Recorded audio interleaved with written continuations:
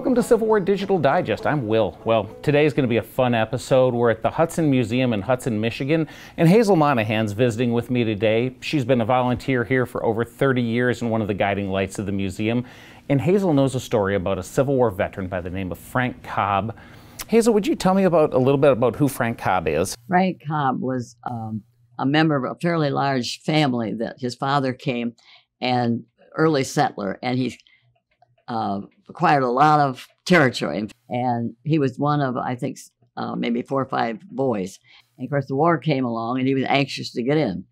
And so I think he tried one time, and they didn't take him. Anyway, a group came along involved with the Berdan Sharpshooters, and these men to be taken had to be, I forget the diameter of a bullseye, but had to be very close and almost perfect.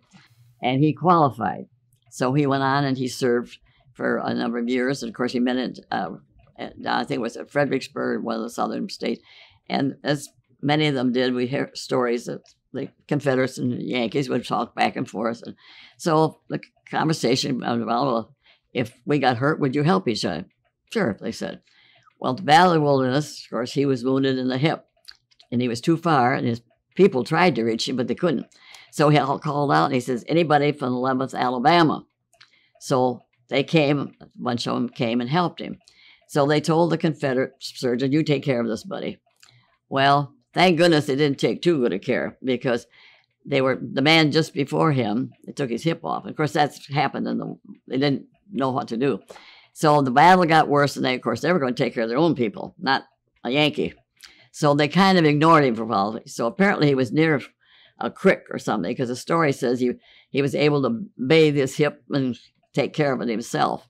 Finally, they decided to do something with him. They shipped him off, and I think he spent about 3 months in Libya before he was discharged. So he came back to Hudson, and he was in the railway service. I traveled a lot because we found a lot of pictures and things from him.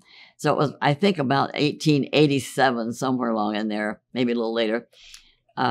His younger son urged him, did you ever keep in contact with these guys? So he had the names, so he took the chance. He wrote down, and he found, got a hold of an editor of a paper. So we have newspapers that we found that contained these letters that he wrote back and forth to some of these men. And so they talked about, of course, Gettysburg came up, and that was the big deal. Everybody was going to meet.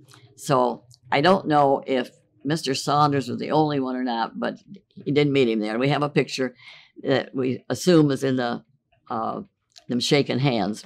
And then he talked to him. He said, would you come to Hudson? And so he did. And the story was told about how it was down by the waterworks. So they used to have a park there. And they had this big doings for him. It said about the enemy coming into the mouth of the Yanks and made a big deal about it.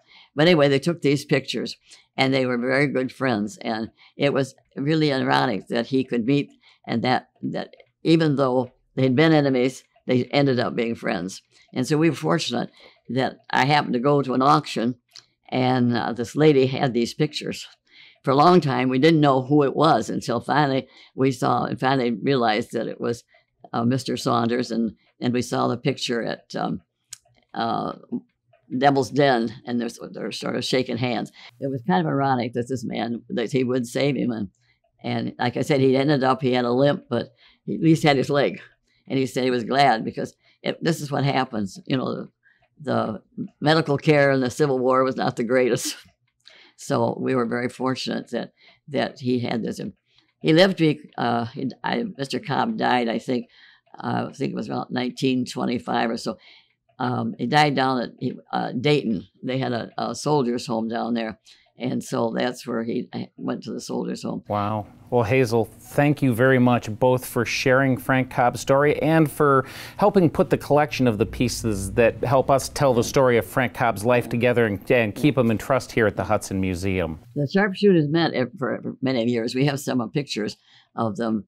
And well, there's about 40 that went originally, but I think we have probably a dozen that survived, and we have pictures of them here that show them. And so they were quite a group. They were a very special group.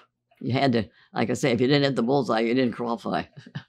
Fantastic. As we know, the sharpshooters played a part. They do. They do. So, well, thanks again, Hazel, and thank you for spending your time with us at Civil War Digital Digest. I hope you've gotten a little bit more of a connection to Frank Cobb and Mr. Saunders from down in Alabama, and quite the story of the two finding each other on the battlefield and then finding each other after the war.